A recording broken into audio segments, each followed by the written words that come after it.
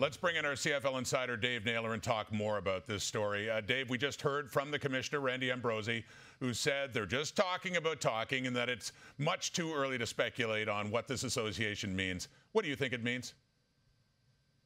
Well, I think they're about to get serious. I mean, this is the beginning of formal talks between the two leagues, but I'm led to believe that conversations between senior officials in the CFL and the XFL go back 8 months or more to last summer. And I think they've had a chance to feel each other out. They've had a chance to see what synergies might be possible. This is more sitting down and saying, hey, what might work? What are you willing to do? What are we willing to do? This is not, there are going to be no introductions needed when these formal talks begin. Why do you believe the CFL is going in this direction?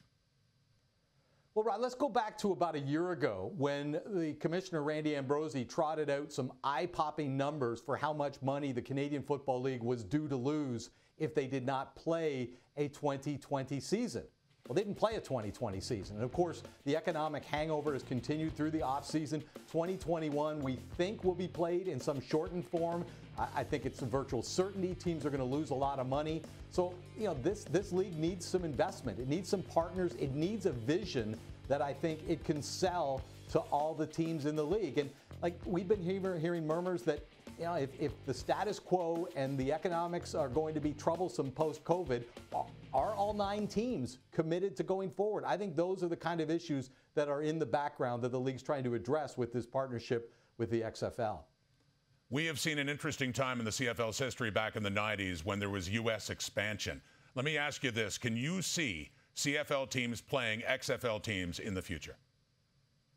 I absolutely can, and I think it could happen as early as the spring 2022, if that's when the XFL is next going to play. I mean, look, I think one of the things we learned about how serious this is, the XFL has stated that it is putting its plans for its 2022 season on pause. I mean, that right there speaks to the seriousness. Of course, they don't know what their 2022 season is going to look like, and that would lead us to believe that it might involve CFL teams. Now, that's going to immediately bring up 2 questions right away. One, when are you playing? Because the XFL season has traditionally been February to May.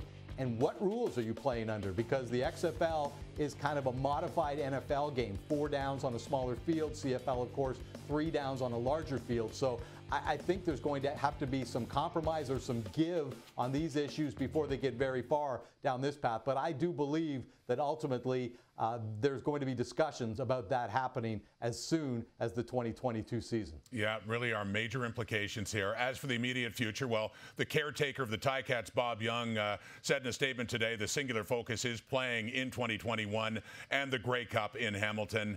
But, hey, beyond that, it does seem like a much bigger question indeed. Dave Naylor, thank you.